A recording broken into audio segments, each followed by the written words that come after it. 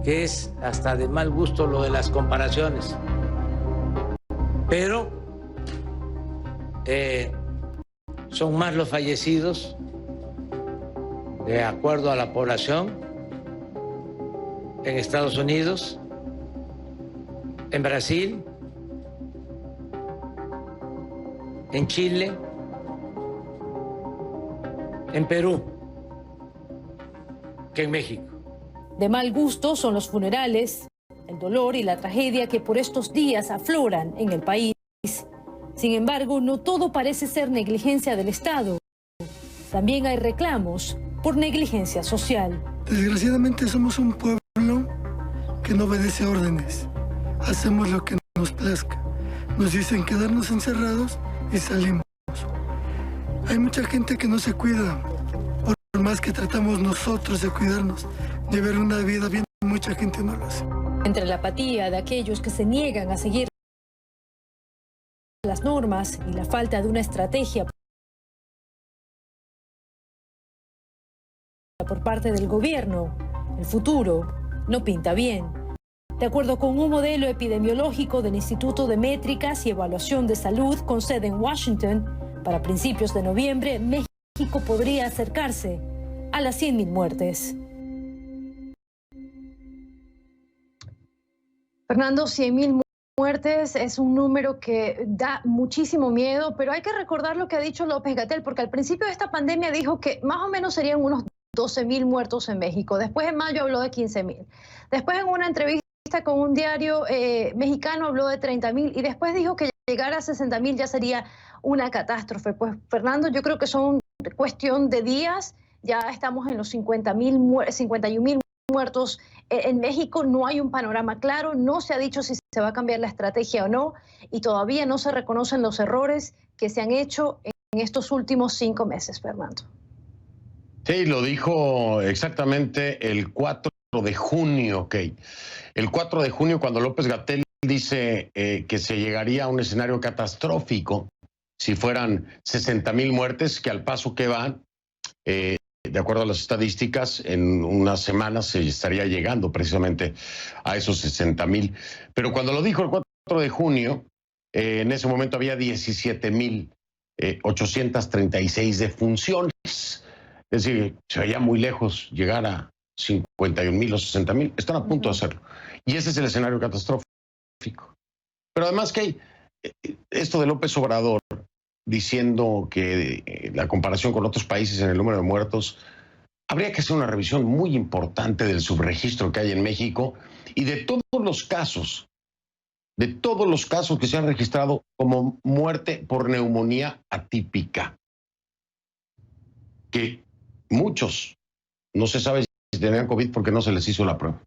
Y no solamente eso, Fernando, no solamente eso, sino que a este punto, ¿qué hace? O sea, ¿de qué sirve una comparación? No salva a nadie, no, de nada. No arregla nada. Lo importante es encargarse de lo que está pasando en México y hay que tomar acciones ya si de verdad no se quiere llegar a esa proyección que están hablando acá en Washington de los 100.000 muertos para noviembre. O sea, cuestión de semanas, de meses, nada más. Exactamente. Correcto. Gracias, Mickey. Que pases excelente fin de semana en casa. Cuídate mucho, por favor. Gracias, Fernando. Buenas noches. Buenas noches, Kay Guerrero. La encuentra en Twitter como @KGuerreroCNN, @KGuerreroCNN. Voy con mi invitado esta noche.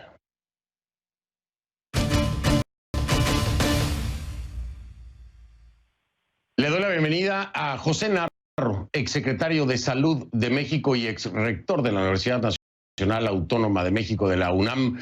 Está conmigo por este momento, está vía telefónica. Tenemos un problema ahí con la señal, pero lo tengo, que sea vía telefónica. Doctor Narro, ¿cómo está? Buenas noches. Estimado Fernando, muy buenas noches. Un privilegio para mí poder platicar con usted y con el auditorio que sigue este programa. Al contrario, el privilegio y el gusto es nuestro. Siempre bienvenido, doctor Narro.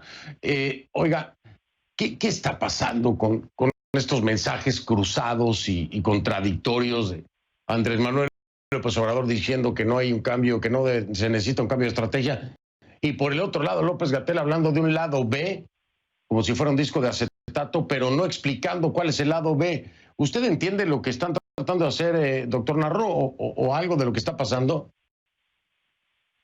Oh, me preocupa mucho y no se entiende con toda claridad, porque lo que debería haber, Fernando, es un replanteamiento, un reconocimiento claro de que la estrategia que se ha seguido no ha funcionado. Y no ha funcionado no por otra cosa, sino porque hay más de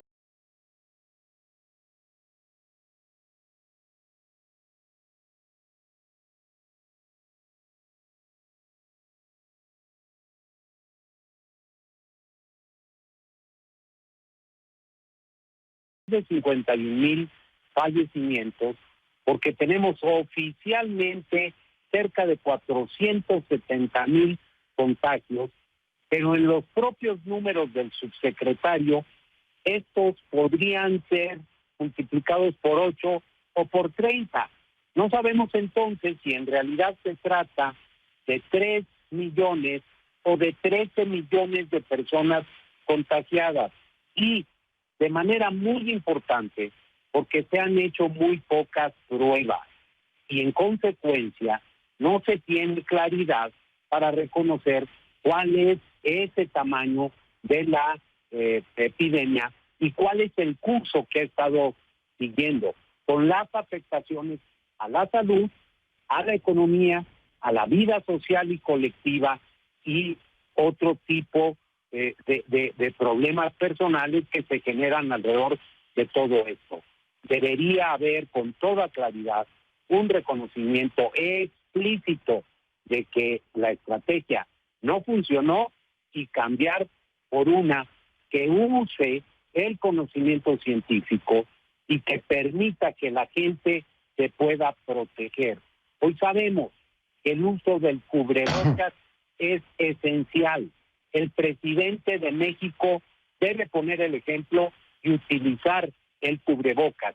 Todos los colaboradores, todos en el gobierno en una reunión pública de cualquier naturaleza debieran portarlo, por supuesto. Y junto a eso, otras medidas que tienen que seguir reforzándose. El tema del distanciamiento físico, la higiene, la ventilación de espacios cerrados, por supuesto, y el estudio de casos sospechosos. Hoy tenemos evidencia científica de que hay un porcentaje muy importante de las personas infectadas que tienen un curso absolutamente asintomático. Hoy sabemos también que 2 días antes de que se presenten los síntomas de una persona que está contagiada, transmite el virus.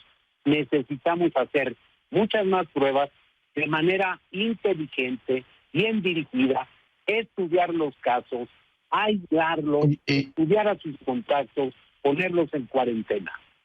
Doctor Narro, tengo que marcar pausa, pero quiero profundizar un poco más en varias cosas. Una de ellas, entender el tema de las pruebas. Se hacen muy pocas pruebas en México, de acuerdo a la Universidad Hopkins. Se hacen muy pocas pruebas en México. Y yo quisiera entender, desde la perspectiva que me pueda dar usted, doctor Narro, si es que esto es a propósito. Es decir, que el número tan bajo de pruebas que se está haciendo, de acuerdo a la Universidad Johns Hopkins en México, es a propósito. O es que hay falta de las mismas, o es que simple y sencillamente no se le ha dado la importancia al testeo, como le llaman también. Me explica después de la pausa, si le parece, doctor Narro. Regreso en un momento, gracias por su paciencia. Hacemos el corte y ya vengo.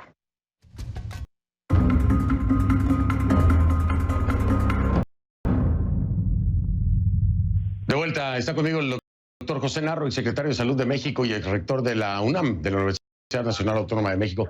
Doctor Narro, ahora sí lo estamos viendo. Oiga, doctor Narro, a ver, este tema de las pruebas es muy importante porque ahí se conoce la dimensión real, pero en México, de acuerdo a la Universidad Hopkins, Johns Hopkins, se estaban haciendo alrededor de 3 pruebas por cada 100,000 habitantes, una cosa ridícula, escandalosa. Y yo le pregunto, doctor Narro, ¿esto es por falta de capacidades, por falta de pruebas? ¿Por qué? ¿Es a propósito? ¿Cómo lo interpretamos? Pues la verdad es que esa respuesta solo la tiene la Secretaría de Salud del Gobierno Federal. Lo que es un hecho incontestable, irrebatible, es que se han hecho proporcionalmente muy pocas pruebas, primero. Segundo, cuando uno revisa el número, ya han avanzado, lo cual quiere decir que era factible que se pudieran hacer más. Ya México tiene un poco más de 1 millón de pruebas realizadas, pero es relativamente muy poco para una población, no llega al 1% de la población. México tiene más de 127 millones de habitantes, casi 128. Entonces, 1 millón de pruebas es menos del 1%. Pero peor que ese indicador, Fernando, es el de positividad de las pruebas. De cada 2 pruebas que se hacen, una es positiva.